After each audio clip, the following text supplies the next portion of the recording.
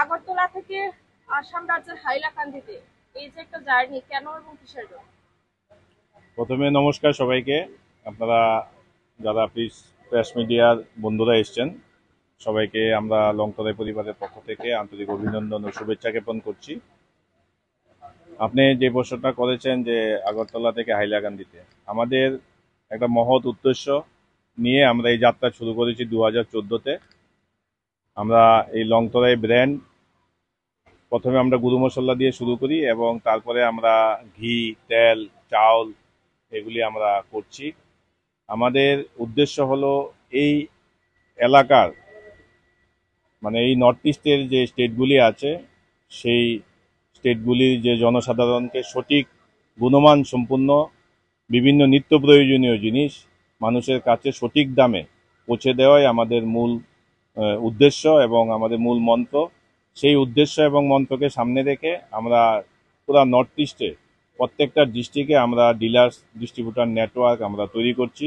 তারই অঙ্গ হিসেবে আজকে হাইলাকান্দিতে আমাদের এই রিটেলার এবং ডিস্ট্রিবিউটার যে মিট সেটা অনুষ্ঠিত হচ্ছে।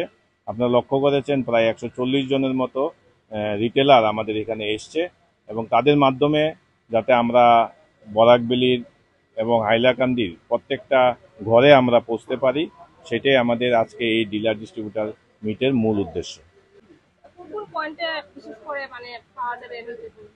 হাইলাকান্দি ডিস্ট্রিক্টের মধ্যে আপনি লালাবাজার, কাটলিচড়া, মেইন টাউনে আছে, আলগাপুরে আছে, পাঁচগ্রামে আছে, বদরপুরে আছে আর গারমুড়া দিকে আছে। আপনার হাইলাকান্দি ডিস্ট্রিক্ট পুরোটাই কভার করছে।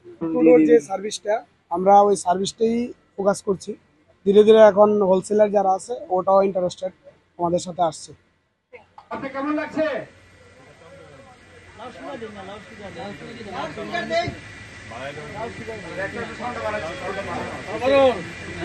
তো আপনি প্রথম পুরস্কার পেয়েছেন, অর্থাৎ চ্যাম্পিয়ন পুরস্কার পেয়েছেন। চ্যাম্পিয়ন কি পেয়েছেন জানেন? আপনি চ্যাম্পিয়ন হয়েছেন, চ্যাম্পিয়ন লাকি ড্র কুপনে আপনি চ্যাম্পিয়ন হয়েছেন, অর্থাৎ আপনি আমাদের এখান থেকে প্রথম পুরস্কারে ভূষিত হয়েছেন। একখানে টিভি পেয়েছেন 32 ইঞ্চি। আপনি খুশি তো? আর এখানে সান্ত্বনা পুরস্কারও পেয়েছেন।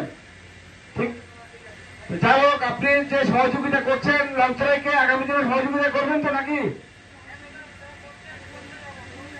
ঠিক আছে, ধন্যবাদ। আপনি থাকলে আমরা অনেক বেশি খুশি হতাম। যদি পারেন 8 ঘন্টার মধ্যে চলে আসুন, ঠিক আছে? ও আচ্ছা আচ্ছা, ঠিক আছে। আপনার বোনের মঙ্গলাচরণ মঙ্গলমত হোক, আমরা আশীর্বাদ করছি, আমরা ভগবানের কাছে প্রার্থনা করছি আপনার মঙ্গলাচরণ সুন্দরভাবে হোক। কেমন রাখছি তাহলে?